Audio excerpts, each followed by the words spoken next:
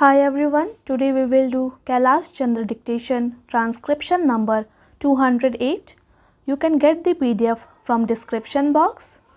So ready? Start.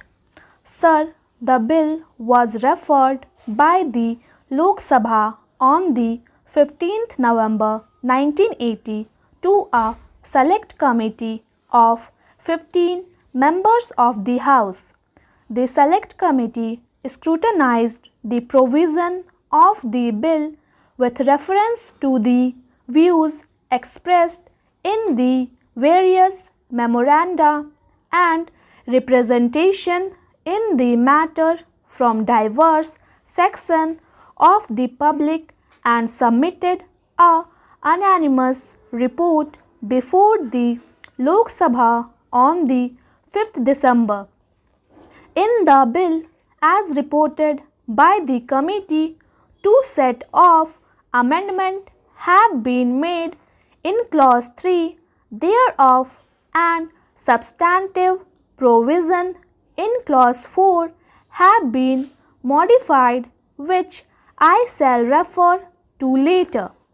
The amended bill, as reported by the committee, was passed by the Lok Sabha without any further amendment on the 14th December.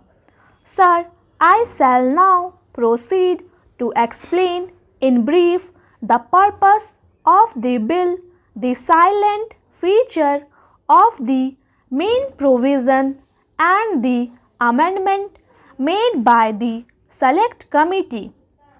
As the House is aware, the Finance Act of 1979 and 1980 have effected a change in the previous system of taxation of profit of companies and the dividend distributed by them.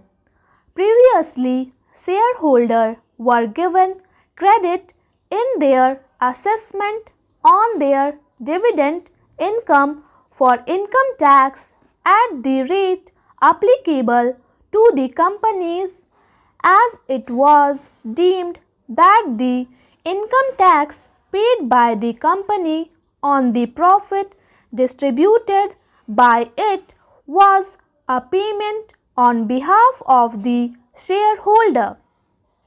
Under the revised scheme of taxation, this legal fiction has been abolished and therefore shareholders are no more entitled to receive credit for the income tax paid by the companies in respect of the profit distributed by it. Simultaneously, the rate of tax payable by Indian companies and other companies who have made arrangement for the declaration of dividend in India has been reduced. Further, the tax based on excess dividend and wealth tax on companies have been abolished. It was expected that with the reduction in taxes and the consequent increase in the distributable fund of the companies, they would be declaring higher dividend both on their preference and ordinary share. The government intention in this behalf was clarified in the Finance Minister's speech in the Lok Sabha on 20th April 1980. However, in the case of present shareholders who, according to their contract, are entitled to dividend at fixed rate, this expectation did not materialize. Some companies expressed their willingness to increase the preferential dividend, but they indicated that the practical difficulties in the way of declaring higher dividend on preference share could only be removed by suitable legislation. In these circumstances, it became necessary to undertake this legislation.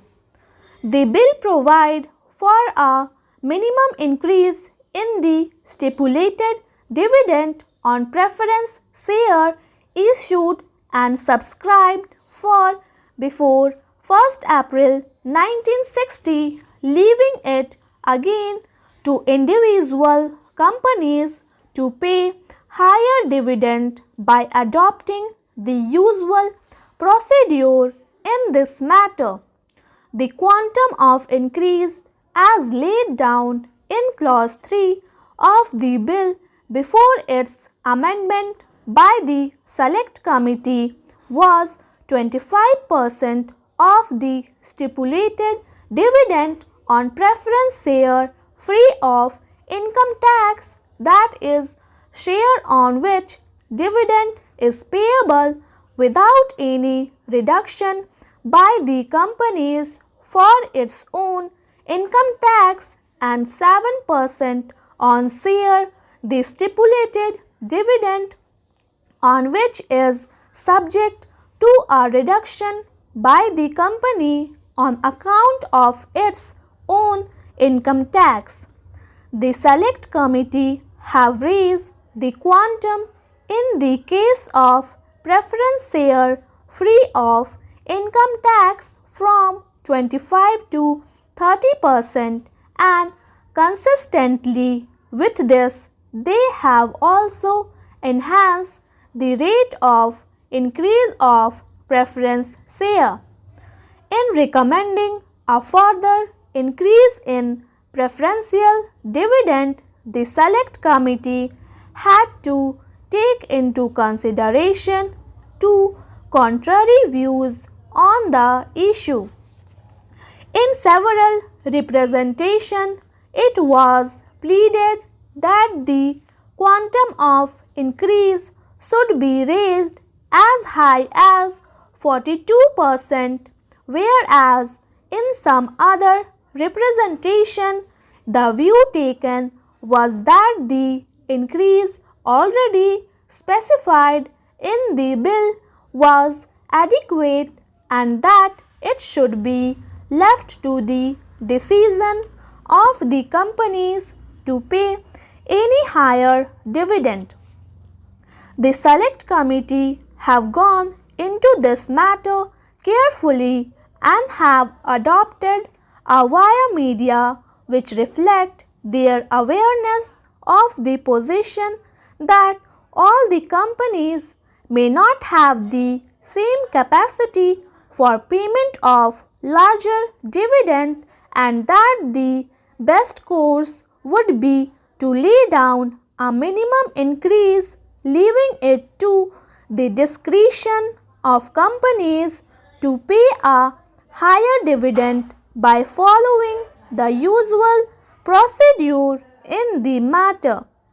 I shall now proceed to certain other silent feature of the bill in regard to companies whose profit are only partially chargeable to tax, the rest being exempt. Clause 4 of the bill as it stood before its amendment by the Select Committee provided that such portion of dividend which was attributable to the tax profit of company would be increased. Thank you. Please subscribe my channel Steno Star.